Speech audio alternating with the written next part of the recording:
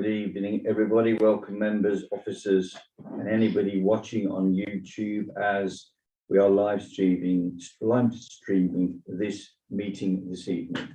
Can I take you straight to the agenda, please? Can I have any apologies for absence? Chairman, we've received an apology from Councillor Tapper. That be noted, please. Item 2, can I ask for any declarations of interest? On receipt.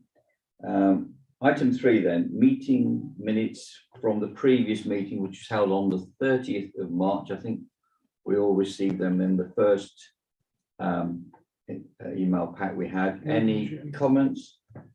I take them as read. It's items 52 through to 59. All agreed? Yeah. Thank you. Approved.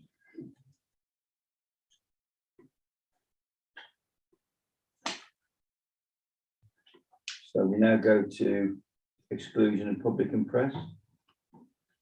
No, Chair, we'll go to item 4 You're going to do now. that first, sorry. We'll do that after that. Thank you. So we take you now to item 4, which is the only item for this evening, which is a report referring to the voluntary severance policy in line with the being a better council programme. Can I ask the officer who's led on this, Christy Timms, Chief Operating Officer, to take us through the report, please? Thank you, Chair. Yes, as part of being a better council, we're fundamentally changing our structures and hopefully improving dramatically the relationship we have with our customers. Part of this programme will also help us achieve balanced budget for this year by removing a £1 million gap from our funding. We currently have 321 staff, and we anticipate that we would need to shed around 30 of those roles in order to achieve that level of funding from the average wage that we pay at the council with on costs. We have a number of vacancies at the moment that we're holding over.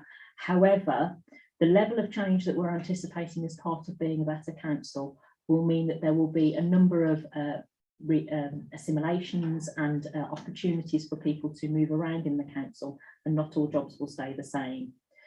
This fundamental shift in how we operate and our new target operating model will be very different. It will make this a very different place to work for all of our staff. In anticipation of this, before we announce all of the final structures, and indeed look into great detail to some of the innovation that we can bring to this target operating model, we want to open up a voluntary severance scheme to enable those staff who are not willing or are afraid to engage with the change to come forward to be considered as part of the changes that are taking place in the organisation. This hopefully will help us in the process of avoiding compulsory redundancies, which we are obliged to do through our existing redundancy policy. This voluntary severance policy seeks to allow those members of staff who want to be considered for severance to make expressions of interest, and for us to develop a business case that would demonstrate them and meet the requirements of the new special severance payments that has been recently announced by central government. This means that we have to demonstrate in any arrangement where we are leaving people from the organisation that they meet the best value requirements of the Local Government Act from 1999, and that we have considered all other options in avoiding any additional costs to the council and the taxpayers. Through this process that we want to open at the beginning of June, we would have three weeks where officers would be able to express their interest and build their business case with their line manager and with their service. And then this would culminate in a final report, which would need to be approved by a panel and then brought forward for the committee and full council approval as necessary. Obviously, any substantive changes to the structure and the costs that are associated with that structure will need signing off by full council in July. So the purpose of the report tonight is to set out the scope of that policy, what's included and what's excluded. We anticipate that in line with members' wishes, we will exclude all operational staff from the offer, because there is no alternative way at the moment for us to deliver those on the scale and scope that we need to make the changes to being a better council. And those are detailed within the report. We will also make sure that throughout the process that all of our statutory services are protected, and part of the reasons for adopting a severance package rather than a straightforward redundancy package is to ensure that we have sufficient timing of the exits of those individuals to make sure that we have the appropriate coverage and processes in place to deal with our statutory obligations as the transitions occur. That's the outline of the report. I'm happy to take any questions, although I know that the Chief Executive and the Leader of the Council are also here to deal with any queries about being a better council as a programme as a whole. Thank you very much, Christy. That's very helpful. I'll open up to questions now. Can I start with one? Chairman's prerogative. You referred in the report to vacant posts. Can you give an idea of roughly how many vacant posts we already have? At the moment, we're currently carrying around 20 vacant posts that are on the establishment but not currently filled. Largely at the moment, they're covered by either agency staff or by other staff undertaking additional duties and taking over those roles. So maybe we'll start in the sense.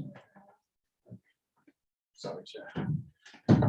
Yeah, the offer for a severance is really designed to flush out other opportunities that we may not already have seen from the structural changes that we're contemplating as part of the target operating model.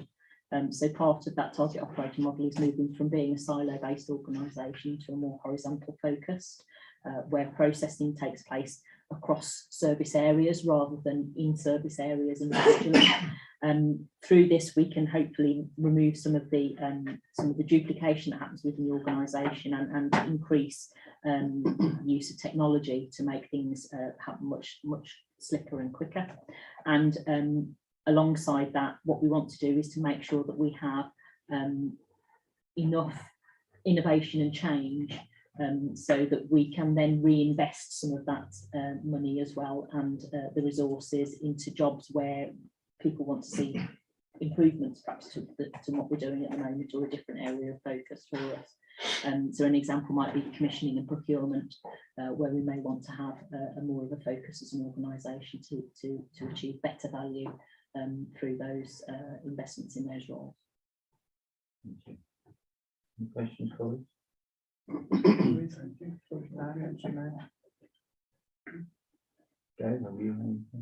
Yes, firstly, apologies for I've got my swipe cards, I've been running around outside. Missed the customers that are coming out, so entirely my fault for leaving at home, so apologies about that.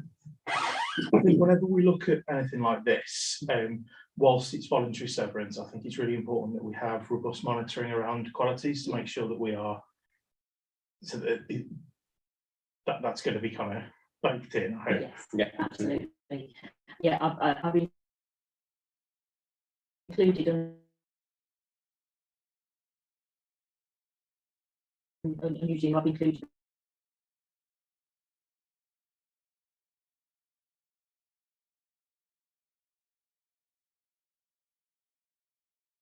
inequitable with the workforce in terms of how we can apply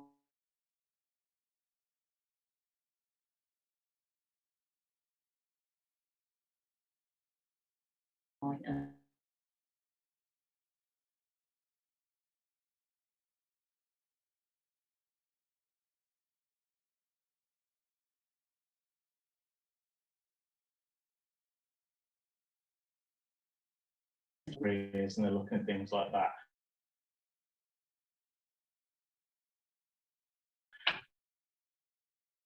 And where